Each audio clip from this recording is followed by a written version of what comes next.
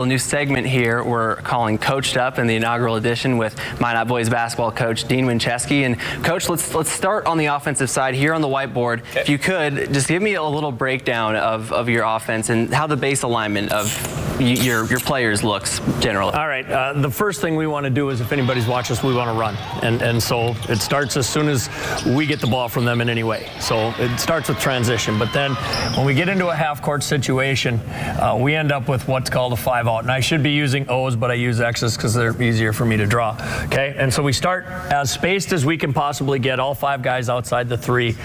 And then the offense is basically, we're trying to create advantages. Small advantage into a big advantage, which leads to a shot attempt. And so it is entry to one side or the other, okay? And then we want a hard cut away. Okay, and we want to create space so that if this individual here can rip the ball, make a move, and get down towards the basket, that's a perfect situation. If they can't, we just have fills, and we're back to our 5-out. Okay, and the same thing, if it gets reversed, we've got a quick cut and a fill. And so all we're trying to do is keep the floor balanced and spaced, and then hopefully try and create opportunities for our kids to be creative and make plays. And then the second part of it is then reading where our defender is. And so if we quick make an adjustment here, we get rid of this. Obviously, I don't have my towel here today, so if we end up with a drive from this side, and there's an X in there, and we still have our sets, our reads are going to be go with the ball, and back cut. Because if people are coming to help, we want to see if we can't get a layup or a kick for a 3. Again, the first player is looking to drive and create opportunities for himself. So really, it's very simplified, but we do a lot of individual work to try and get our players to be able to create those advantages and then play off of each other. Yeah, and then if the defense is doing anything, zone, man, does that change anything about this? We do some flashes from the back side more against zone, and we talk about finding holes. So if they're in a 2-3 or in a 1-2-2, the middle is open. So we talk about filling into the middle from the weak side, because to beat a zone, you want to be either high post or short corner. And so we look to find people in those areas.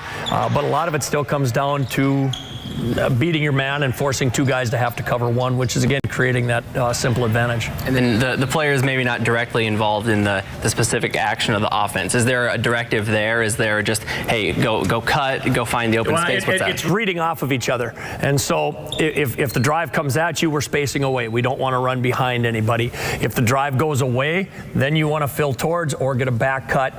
But a lot of it is stay spaced. No unnecessary movement. Make the defense and read what the defense does to what we're doing. And so a lot of it just comes down to practicing and seeing actions, and then kids making the right decision. And you hear about shot selection a lot of what's a good shot, what's a bad shot. How do you view that within this offense? Well, a lot of it is we want to get the ball spun from one side of the floor to the other, either passed or kicked or driven.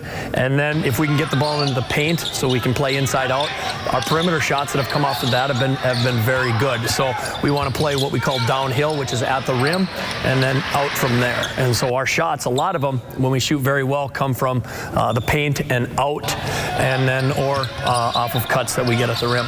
Now, I mean, this is all well and good. All plans, or what's the saying? The best laid plans. Yeah, absolutely. Yeah, everybody's got a plan until they get punched in the face. Right. If you're Mike. Exactly, something like that. Yeah. Off of that, is there ever a time where you got a player like Derek Doucette? Is there ever a time where you're just like, hey, the offense isn't rolling? Try and get him an opportunity. Yeah, we have a number of sets that we use to try and get isolations, to try and get people in positions where they can be hard matches. And a lot of times they have secondary action, so if they look to take that player away, we got an opportunity to get something either off a weak side or a different cut.